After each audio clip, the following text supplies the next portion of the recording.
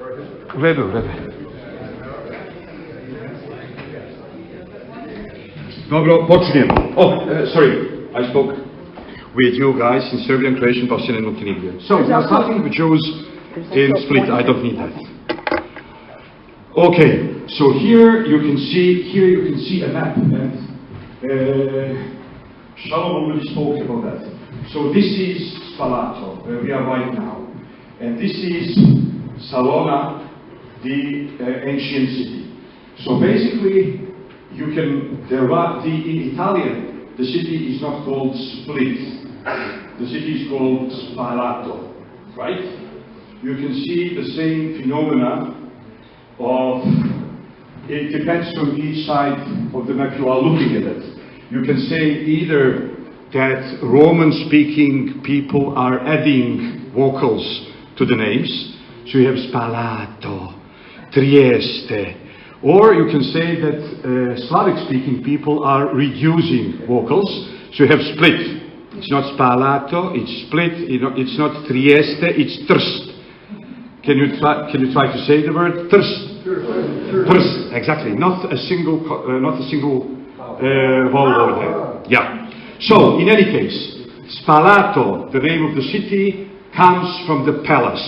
It's just like English word palace, right? So add S in front of it. Palace. Palace is Spalato or Split, the city of the palace, or basically only the palace, because the general population or normal citizens lived in Salona. And this palace was built by Diocletianus.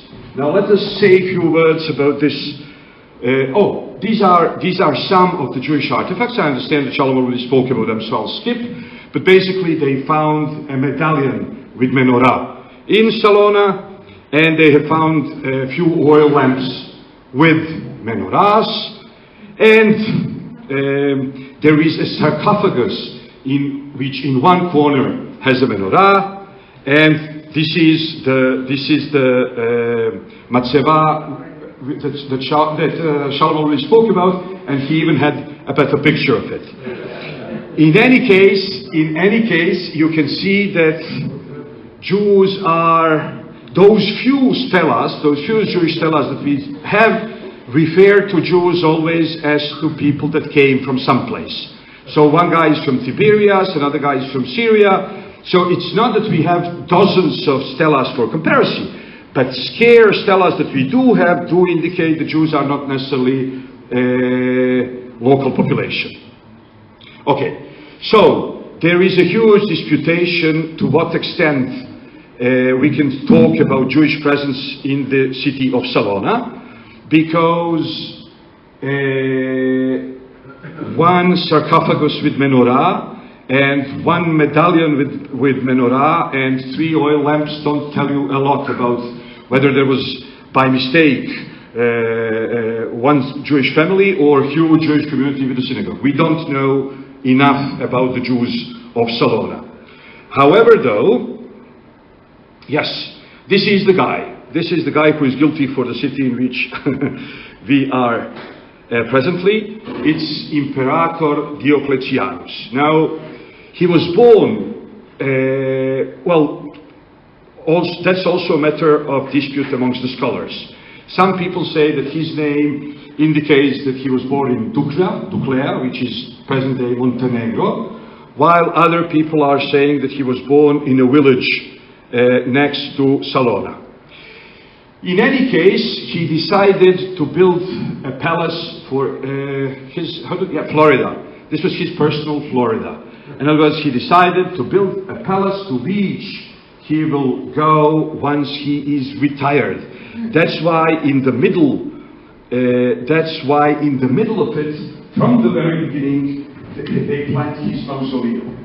So when a young person, right, for whom his life is still waiting in front of him, is building a palace, you don't usually plan your own grave in the middle of the palace. But if you are an old imperator, which is basically building the palace in which you plan to die, and in which you plan to stay buried, then you have the mausoleum basically as the heart of the palace, right? So, what happened is that Croatian Slavic tribes, just like with other barbarians, that's the way they were called at those times, just like, you know, with Goths and Visigoths and Langobards and Sueves and all those, well, the Slavs and Avarians came down all the way to the Balkans. And they attacked Salona, and the city was burned and destroyed. And then the citizens of Salona came to the palace, which was previously abandoned. So there was an abandoned palace of a Roman emperor, and the expulsees, or refugees from Salona come there. And it seems to be that amongst the refugees were also some Jews who came and took certain part of the palace, as we will see today during our walk. What year is this? What? What year? This is the beginning of 4th century. The palace is built. So When they came is 7th century. Okay, so here you can see the city of Split today. And you can see how the palace dominates the city. All of this is palace, right? So, this is the Golden Gate. You remember yesterday we were there together when we saw the statue of Kerbour of Nim, right? So that's one of the main entrances to the palace. And over here, you see Diocletianus' mausoleum, which is converted into cathedral. So the cathedral of Split is basically the mausoleum of Diocletianus. Now Diocletianus is known. Okay, here you can see the peristyle. The peristyle is basically main entrance to the main palace building, not Golden Gate, which is entrance to the compound. But there is the royal palace itself within the compound. So on peristyle, you have both beautiful entrances. One is the entrance to the palace, and the other is the entrance to the mausoleum, presently the entrance to the cathedral. This is how it looks today. People who went with me yesterday, after the morning prayer, you remember, we went down here, and then later we came from up here. We went from here to Vestibulum, and we came from down here from the south, right? Yes. So this is in the middle of Diocletianus's reign. First, he became an emperor. The empire was huge. And today you can run huge empires when you have internet and ways and means of communication. But one single person running an empire who was constantly under attack on many of its borders by totally different external powers. On the Western Empire, under the attack of 10 different groups of barbaric tribes, and then on the other side you have the Persians and the Arabs and so on. So basically, our guy decided that there is a need to split the empire into two. So this is when we actually start talking about Western and Eastern Roman Empire. So at the beginning this functions as diarchia. Dia in Greek, two. Diarchia, like the power of the two. Two people are in power. Later, so he adds Maximian as his co-imperator, but co-Augustus. So he is Augustus, and the other guy is co-Augustus. So Diocletian kept for himself the name of Senior Augustus. older Caesar, older imperator.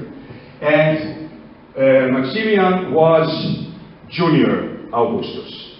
Later, however, each of the two pieces was too big to be run by a single person. So, each of them split the power in their own. Diocletianus was senior Augustus of the entire Roman Empire and basically Augustus of the Eastern Roman Empire. You can see how he splits, right? So basically here you have we are already talking about 4 different leaders, because Western Empire was split into 2, Eastern Empire was split into 2. In each of those, in addition to Augustus, there was a new Caesar which was added. So both of the empires had Augustus and Caesar. Okay, I know this is too much information, especially in the morning, but you can't understand much if we don't do this. So, in any case, Diocletianus was quite tolerant towards the Christians at the beginning of his reign. He even married a Christian woman, and his daughter, being a daughter of her mother, was also a Christian. He was told, how do you call it a wild pig? I don't know the English term. Boar. Okay. So, there is a legend how Diocletianus was staying in certain inn, and the lady who was running that inn, she was a fortune teller, and he paid her exact amount of his stay. So she told him, well, you might open your hand a bit more. And he told her, as if joking, once I become an imperator, I'll start giving much bigger bakshish. And then she told him, don't worry, you will become an imperator, but first you need to kill a boar. And then this guy was obsessed with this prophecy, so he kept going to boar hunting, right? And that was quite dangerous a thing to do. However, though, the prophecy was not fulfilled that way. In one of the uprisals and in one of the battles, the imperator left with the court, and he was attacked and killed. So the Roman people hold responsible the person who was the head of the security of the imperator. And his name was Apros, which is boar in Latin. And then Diocletianus, when he swore to be the new imperator of the United Empire at that moment, he also killed that guy, and he said, by this I'm fulfilling the prophecy of killing a boar.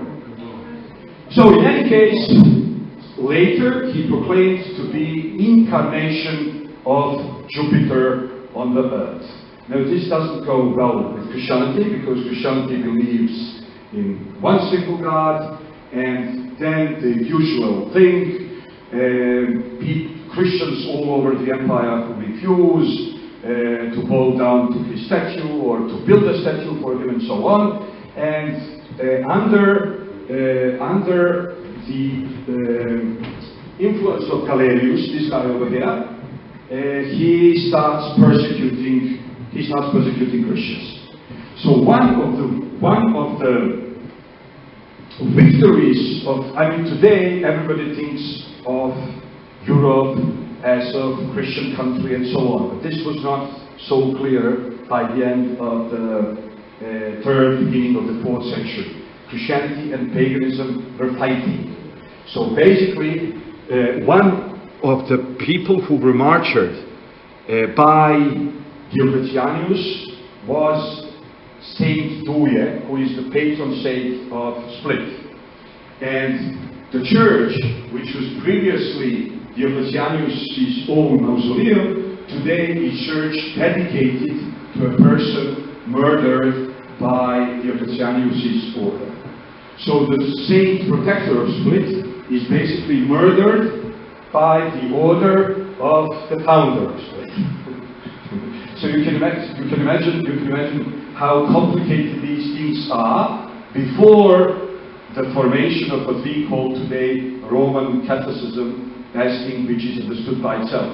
But once upon a time, Roman was for itself, and Christianity was for itself, and they were fighting.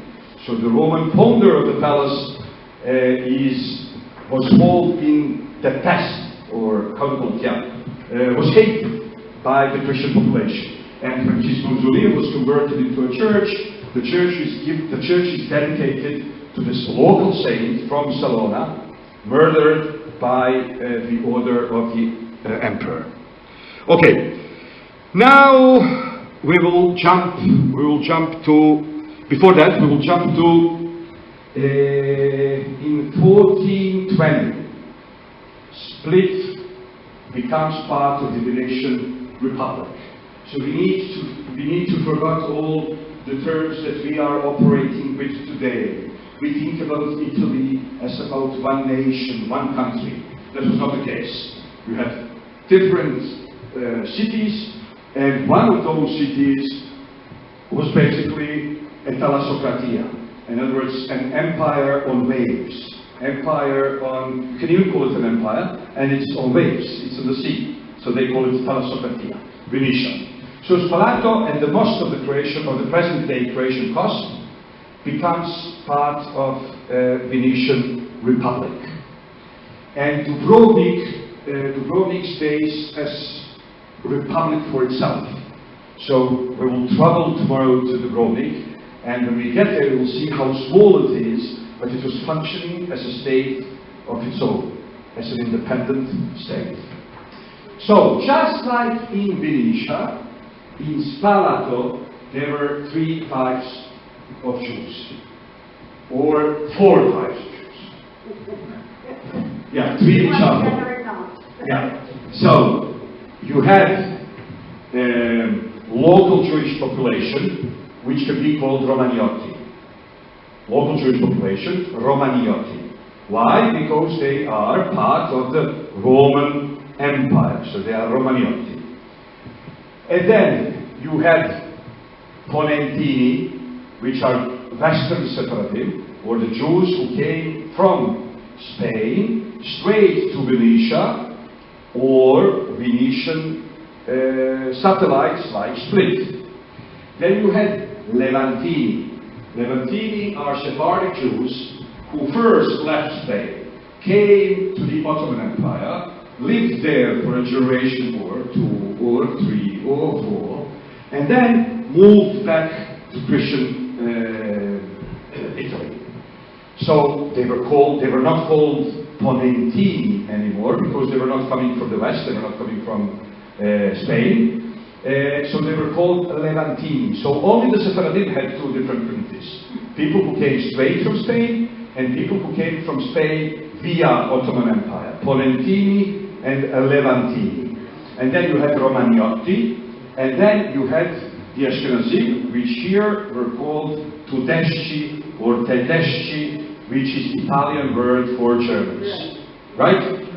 Yes, and then in present-day Italy, you know, in southern Italy, but this I'm only adding as a joke, but jokes are part of the folklore, and I'm teaching folklore, so we should know that Jews of southern Italy called the Jews of northern Italy Polentini, but that's because they eat polenta. And they are actually making fun of the fact that north had less to eat, but that's why they developed technology. Okay?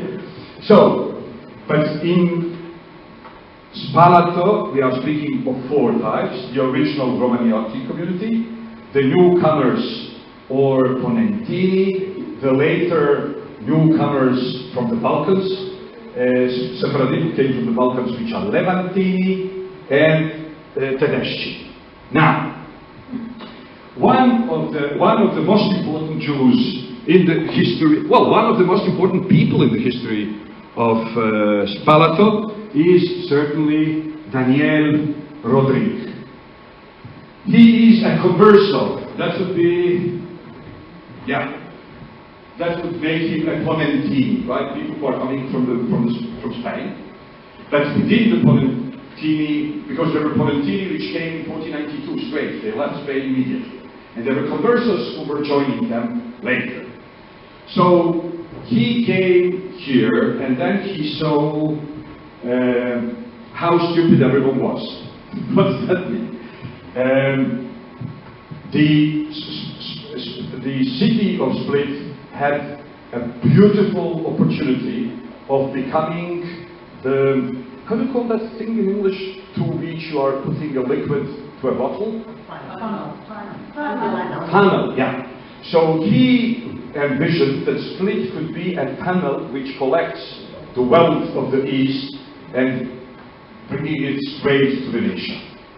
And he couldn't imagine how everybody doesn't see this. Now the thing is that in the city of Split itself, there were different aristocratic families who were busy by fighting each other. And thinking of common good was not really the name of the game, because let's say that you are coming with this beautiful idea of something, but you are from the other family. So others are engaged. It doesn't matter. The content of the idea is not important once you have families who are fighting for power. So the city was left without initiative, because no initiative could pass, there was no way that everybody could agree on the same thing. And then the Jew comes, and this is very important and very interesting for general Jewish history. He's a merchant. He travels to the Ottoman Empire, which was starting around Split immediately. We saw yesterday the Fortress of Flis. The Fortress of Flis was part of Ottoman Bosnia. So he was going there and back and bringing merchandise and to them and from the Turks, and he was making friends over there. And then he became a middleman for all the quarrels between the Turks and the Christians, between the Turks and the Venetians. So there was exchange of war prisoners, and he was taking part in that. And that's when he comes with the idea of converting the city of Split into a port to which the goods of the East would come. And he presents his idea to the Senate of the Venetian Republic, but of course, just like usual in the Balkans, there is a war, 1570 to 1573, and immediately after the peace agreement, the Satrap of Herzegovina, which means the head of the Ottoman power in one of the provinces of the Ottoman Bosnia, sends him, and he already names him the consul of the Jews. Now that's very interesting, because consuls are sent by kings and by nations, but they are not sent by nations who don't have political self-government, right? So this is the beginning of an interesting political process where Jews are recognized not only as religious entity, but also as ethnic and political entity on European map. So, in 1573, the Duke of entire Venetia proclaims Daniel Rodrigue the consul of the Jews in Venetia. Now that's crazy, because this guy lives in Split, which is city within the Venetian Commonwealth, and he represents the Jews which live. But he is given the title of the consul of the Jews, as if he was representing a foreign country or foreign nation or foreign royal court. Okay? So, but interestingly enough, it's conditioned. It says we recognize him as a consul once he is chosen to represent the Jews by themselves. So basically, he was presenting the program. They told him, who the heck are you? So he said, I'm representative of the Jews.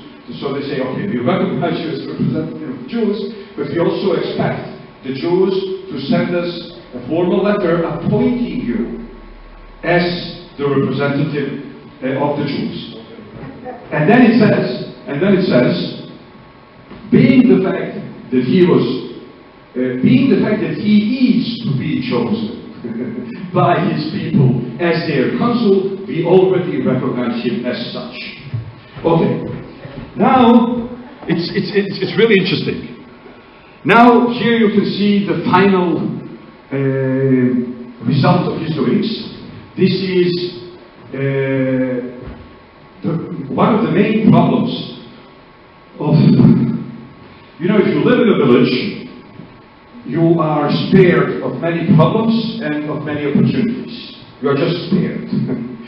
But more developed the city is, more danger the life in the city becomes. Why? More dangerous. First of all, and this was used as an argument against converting Split into the port city. The aristocrats from the city were writing to the Venetian Republic, and they were telling them, are you crazy? You want to make this city rich, and then the Turks will conquer us? Just leave it the way it is. Why? Because today it's an insignificant city, so Turks don't have any reason to wish for its capture. But once you convert it into something desirable, and it's on the other side of the sea, you will not have way to protect it, and so on. So, that's one of the problems. Once the city is rich, there are many people who want to conquer it. The other problem is, in this particular case, it's not many people, it's only the Turks.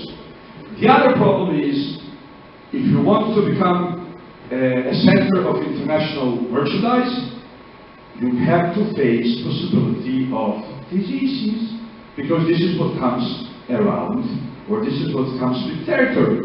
You can't have merchants coming from all around the globe without bringing not only their goods but also their pets, which includes, the dead,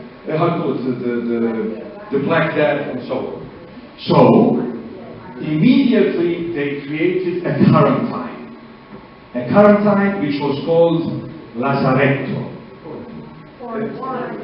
No. That's where you keep the people for some time to check that they don't have any kind of disease. Okay. Quarantine is so much nicer. Yeah. So in any case, it's called Lazaretto in Italian.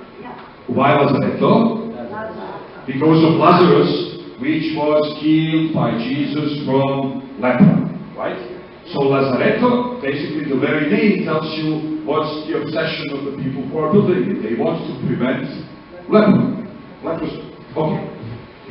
So here you can see, here you can see the board. Okay. Previously we saw the Lazaretto, and here I want to show you this Daniel Rodriguez. He really had some guts. I mean, can you imagine?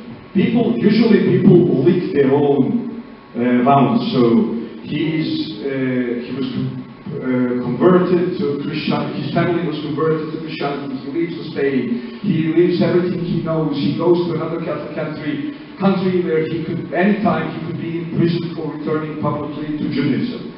So what do you think that such a person would have 2 weekly appointments with his shrink, telling him about how he feels after leaving Spain and how he copes with his trauma and so on. And then all of a sudden he comes to Turkey, he looks at the Venetian Republic, and he says these guys, instead of making war, should make money.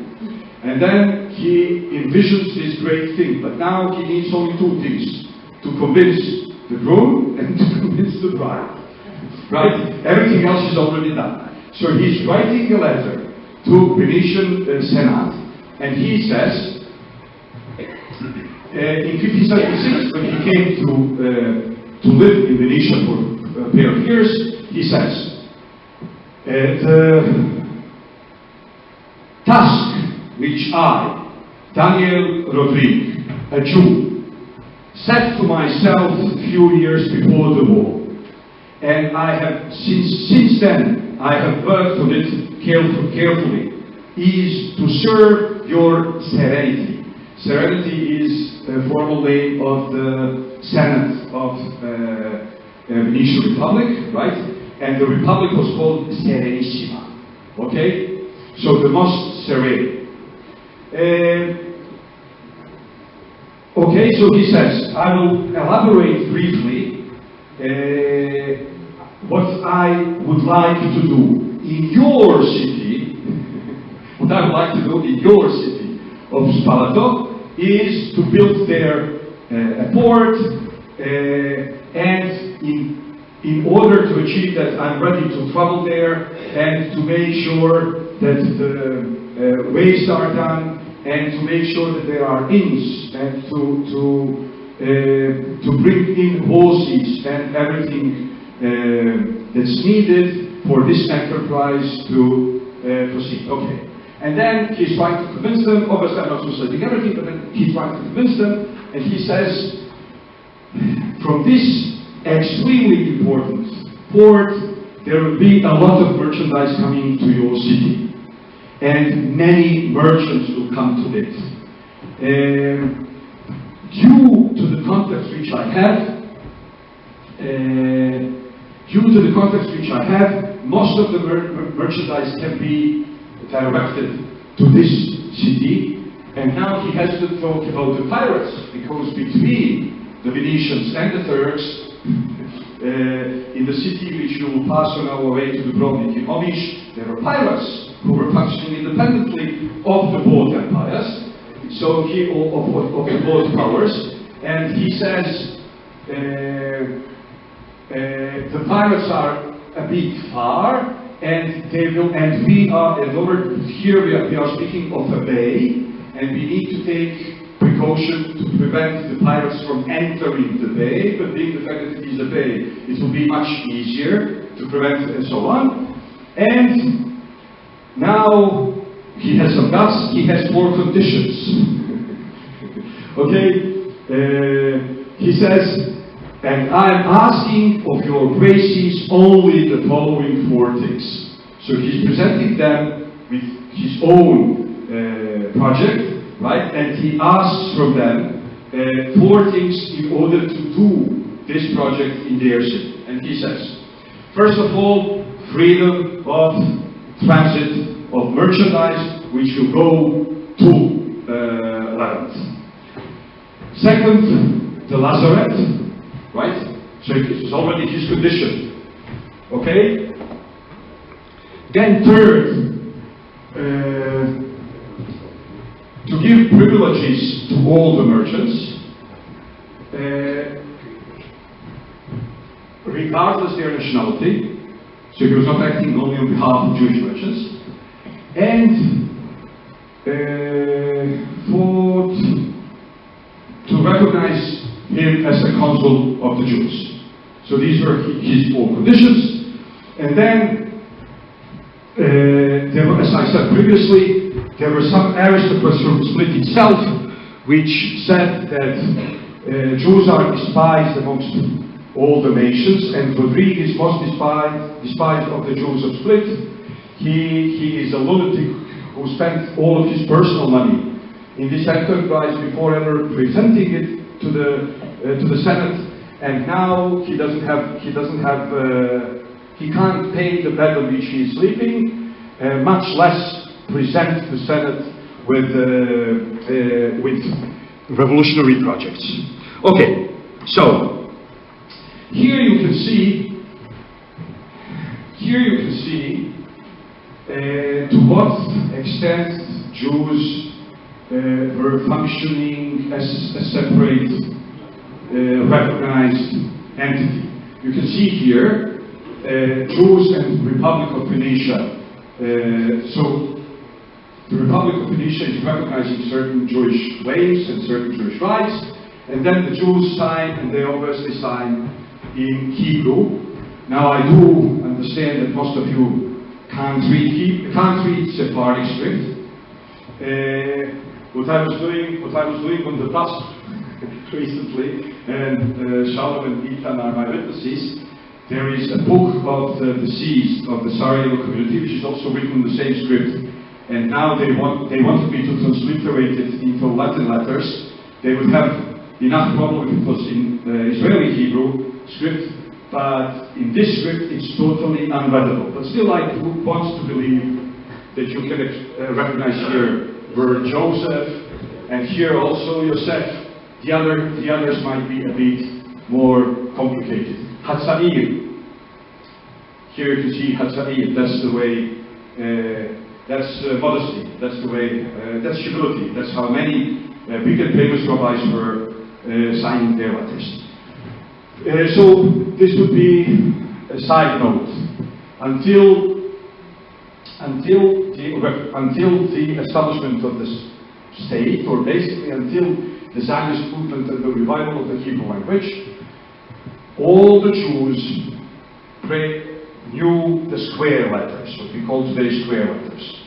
All Secret Torah and Tefillin and Mezuzot were written in those, right? Okay. Jews didn't necessarily speak Hebrew, so the spoken language they spoke, whether it's Judeo-Arabic or Judeo-Spanish or Judeo-German, needed to be written down also. And it was also written in Hebrew script, not necessarily in square letters that we know today. So, gradually, the script, which is called Rashi, but it's not invented by Rashi, neither would Rashi know how to read it, was invented by the Jews in the East for all things secular. Later, under the influence of Arabic calligraphy, this script, there was a special cursive version of this script, just like here. If you look at this looks, to a foreign eye, this looks like Arabic.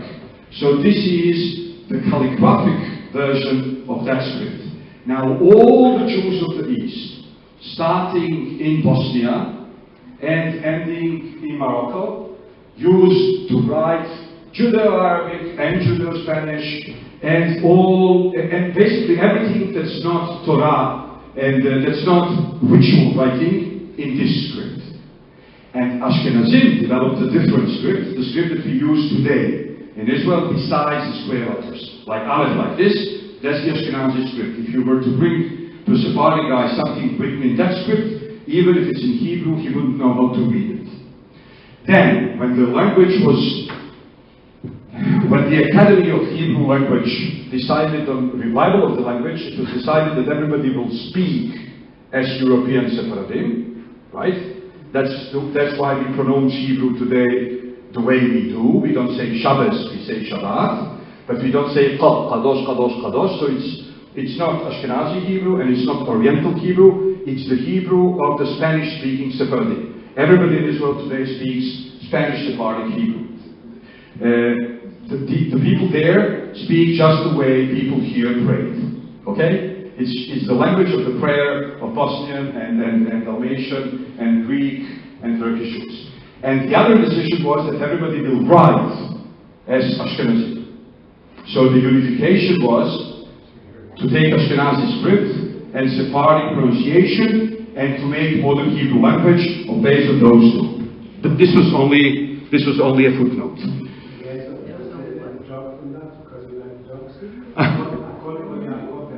Yeah, they say, yes, there's a beautiful joke about that. Obviously, for a joke to work, it can't be politically correct. So they say that the chief rabbi, the Sephardic chief rabbi, Rishon LeZion, when he heard about the decision of the Hebrew Language Academy, that everybody will speak as Sephardim and everybody will write as Ashkenazim, he said, oh, there is no thing that was not already known by Torah, as the verse says, Kol Kol Yaakov, and Yadai Yedei Esav. The voice is the voice of Jacob, and the hands are the hands of Esav. So here you can see the first the first newspaper, or the first periodical, basically. The word periodical fits much better for a description of this.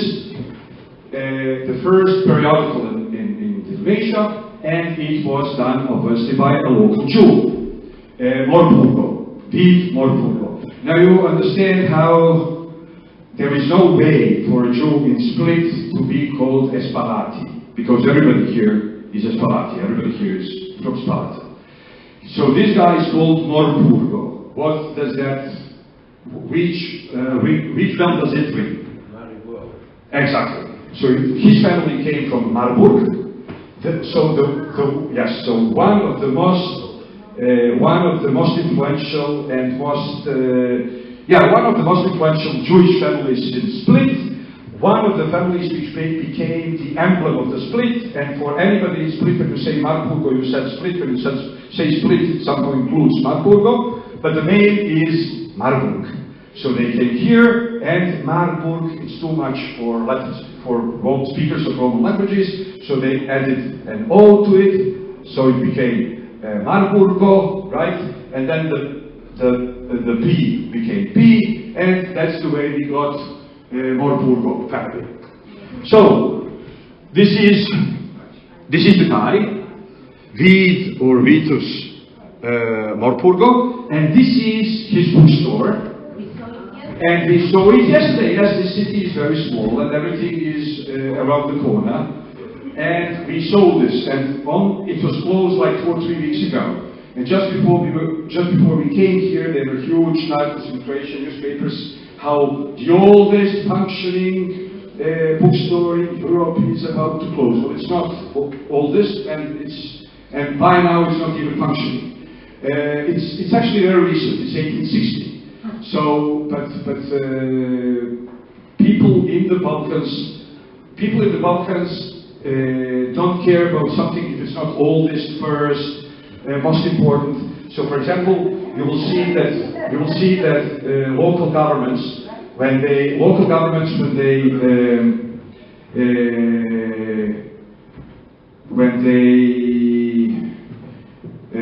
how to say leachel in English?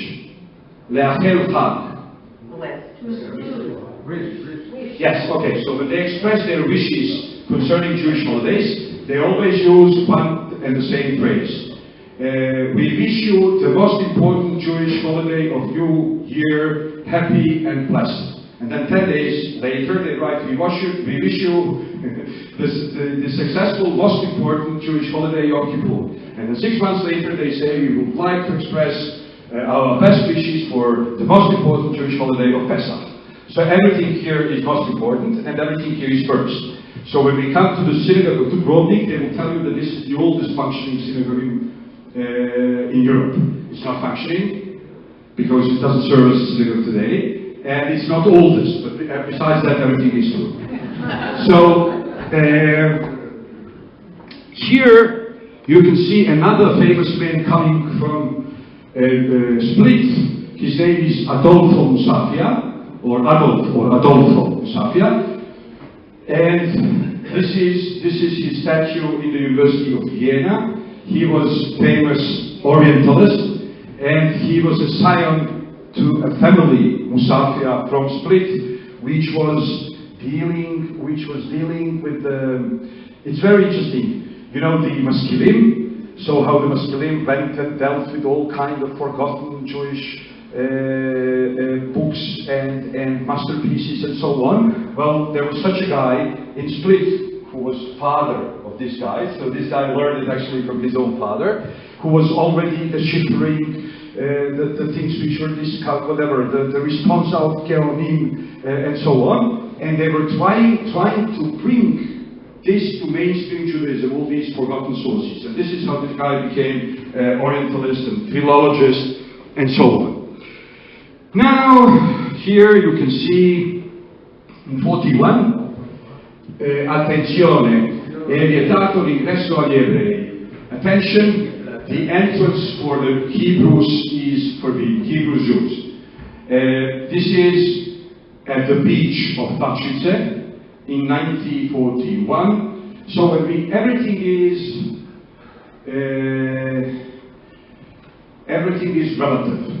So when we speak about Italian occupation during the Second World War here, as about enlightened occupation, that's because we compare them to Germans, and then compared to Germans, Italians are saints. They should all be recognized, including Mussolini as Hasideo Motola. But compared to Hitler. But when you take them on their own, obviously there are racial laws, and Jews could not enter beaches, and Jews could not hold public offices, and so on. For example, when we went on one of these streets to Rhodos, you could see how the Italian governor of the island made local Jewish community pay for the exhumation of their cemetery, because who needs Jewish cemetery next to the city walls? So you want to preserve them? Move them, park them someplace else. We want to have here the beautiful city of Rhodes with its beautiful gates without being disturbed by the presence of annoying Jewish monuments. So, here you can see in 1942 we were told how the synagogue was demolished, and this is the picture from immediately after that. And you know, many a time we imagine Holocaust and all of this as it's so tragic. We are protecting ourselves and we imagine it as if it was something that happened in the Middle Ages.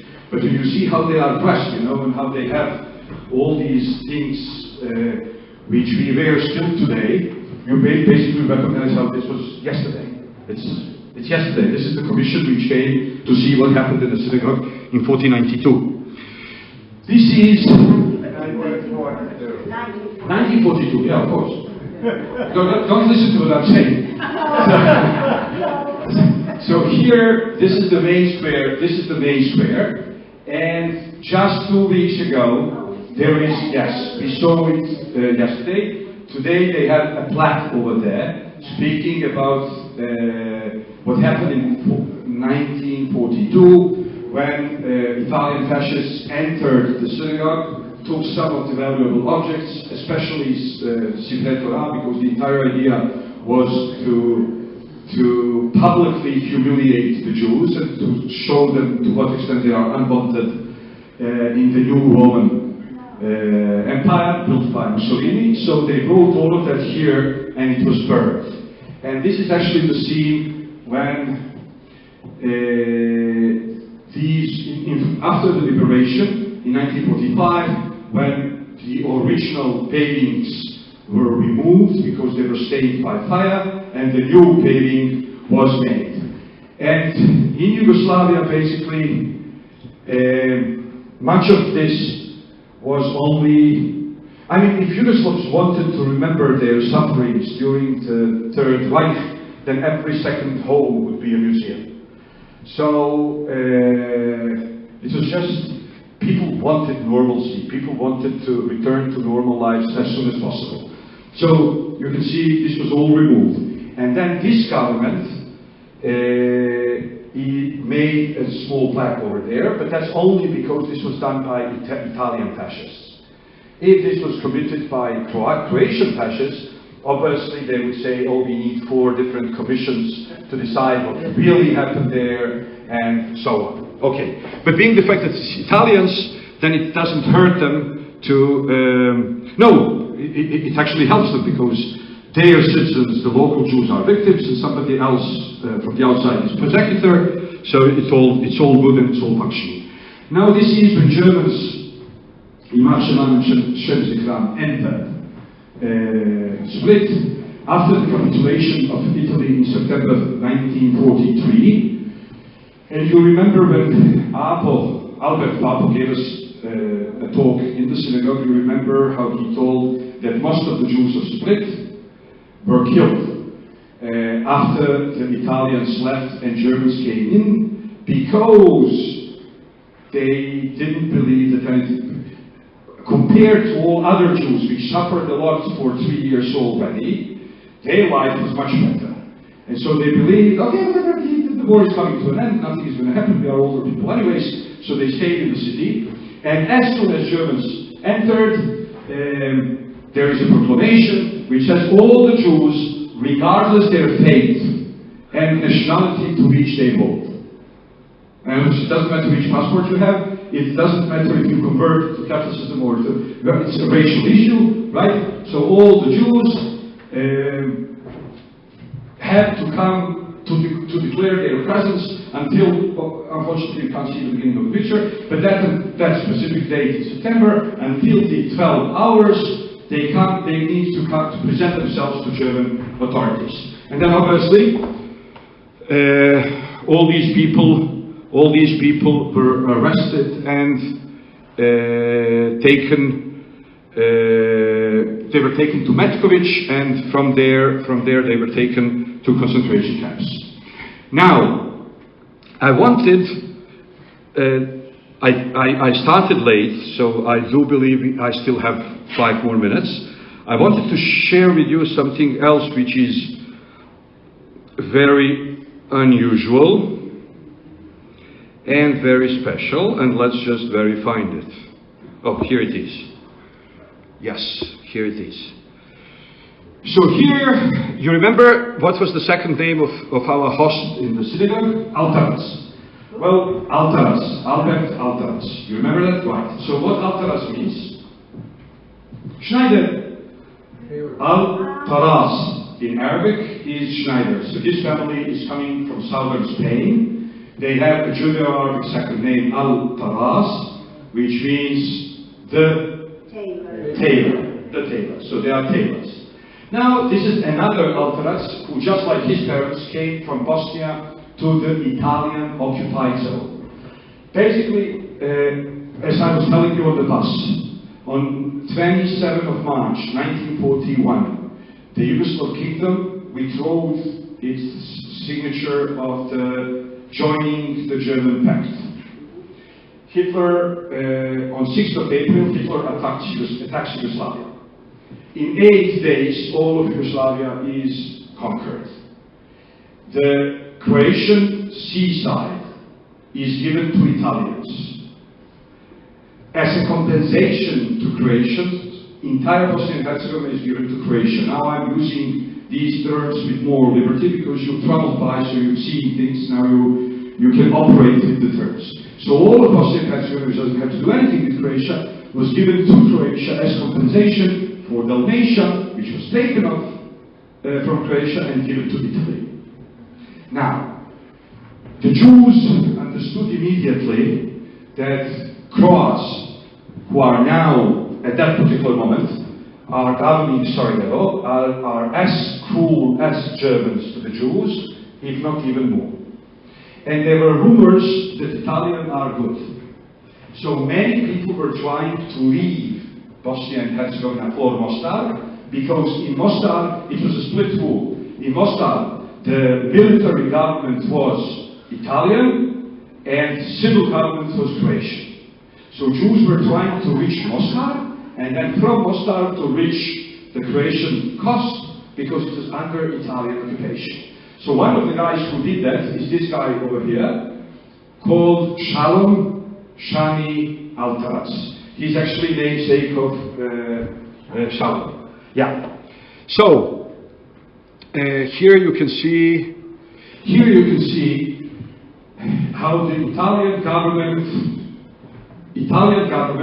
needed to do something with local Jews were subjected to racial laws, but they could conduct their lives normally just without going to the public beach and so on. You see the picture.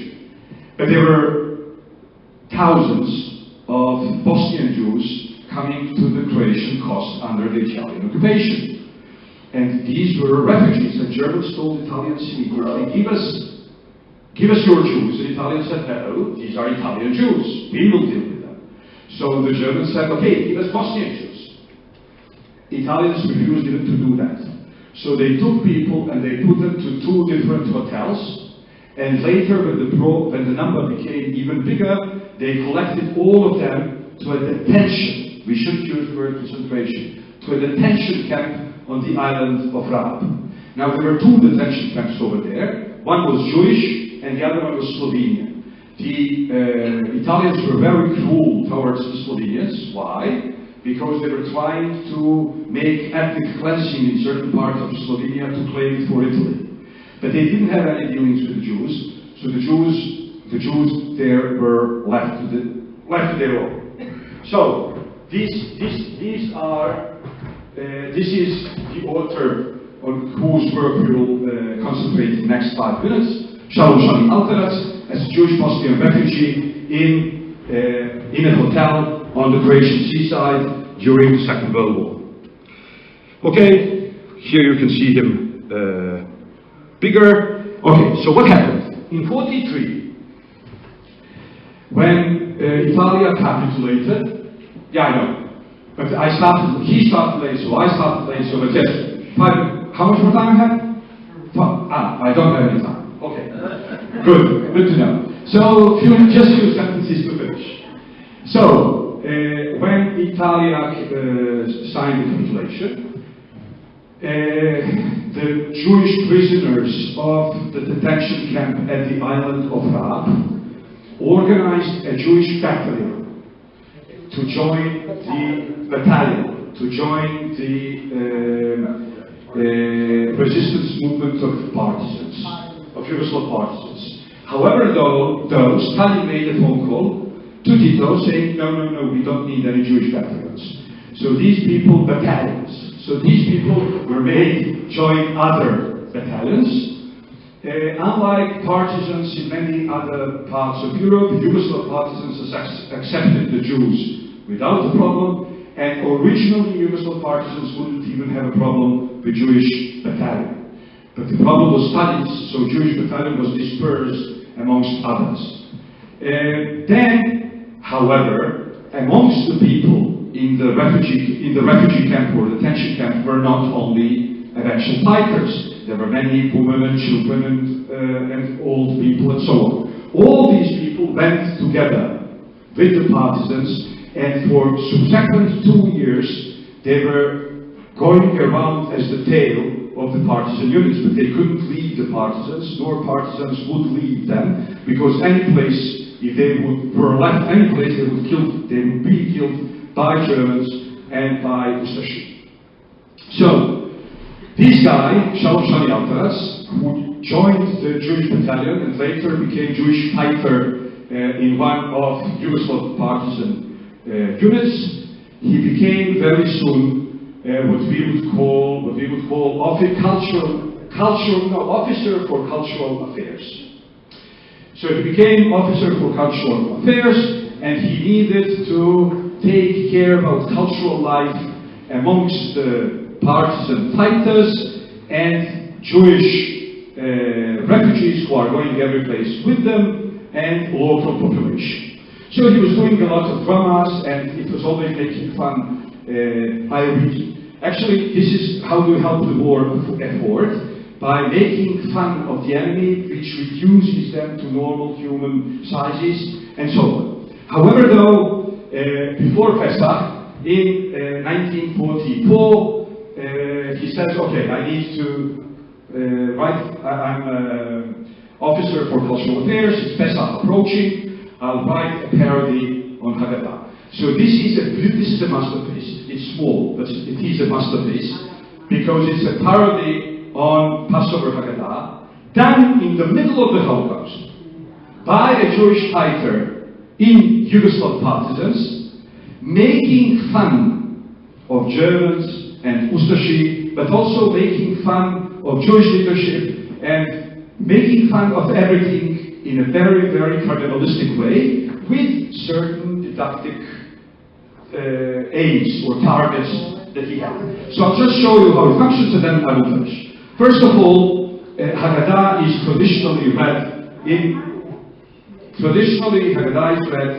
both languages in a Sephardic home, any place. It's split in Sarajevo, in Dubrovnik, right?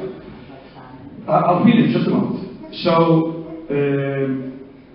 it was read bilingually in Hebrew or Aramaic, and then translated into Spanish. So he did two kinds of humoristic interventions. He knew that his audience doesn't know enough Hebrew that if he was to play with the meaning of Hebrew, they wouldn't grasp it. So, everything that has to do with the content, he did in the Spanish parts. But what has to do with achieving comic effects by making distortion, he did in Hebrew text. How? He actually takes, if you read only this side, you will actually receive the first sentence of the Haggadah. Allah Hanaya, Diaferua Batana, Be'ala de Mitzrayim, Kol Difid Etere Echol, Kol Dizvit Etere Yisach. Now what does he do? He takes it and he makes it into, he takes first part of the Hebrew sentence, he adds something that rhymes in separation. So he takes the opening text of the Passover Haggadah, which is the text which creates Jewish memory, which creates Jewish identity, right?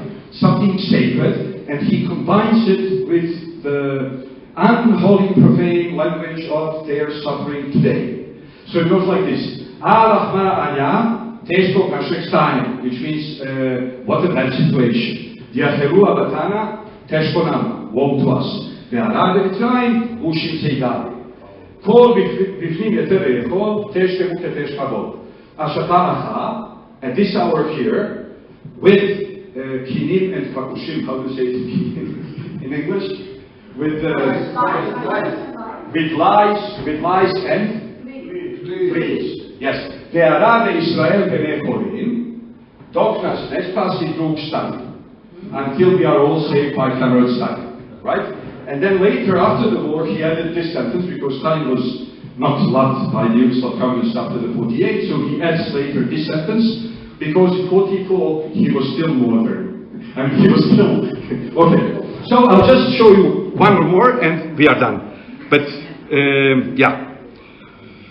Here you can see how he plays with the meaning when it comes to the Spanish text. So, the Spanish text should read the same thing we just read in Hebrew. This is the bread of suffering that our fathers have eaten in the land of Egypt. Whoever is hungry, let him come. Right. So, no. He says like this. Esti pan del partisan. This is the bread of the partisans. Que comió la Judería en el Cordón y la Bania. The Jews ate in Cordon and Bania. These were liberated territories during the Second World War. Todo el que tiene hambre, whoever is hungry, it would be better for him to die. Todo el que tiene menester, que durma por afuera. Whoever has a need, let him sleep outside. So he plays here with the word need in terms of needs to go to bathroom.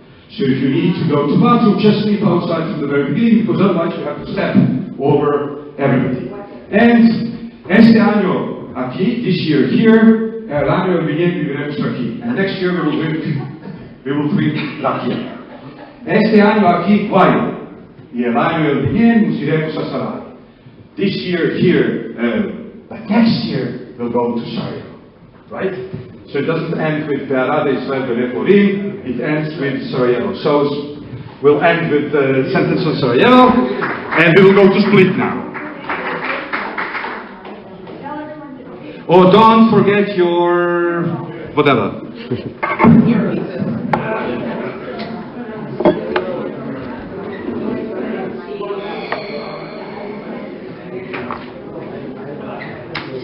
What happened after we had those 4 conditions? I beg your pardon? We had that guy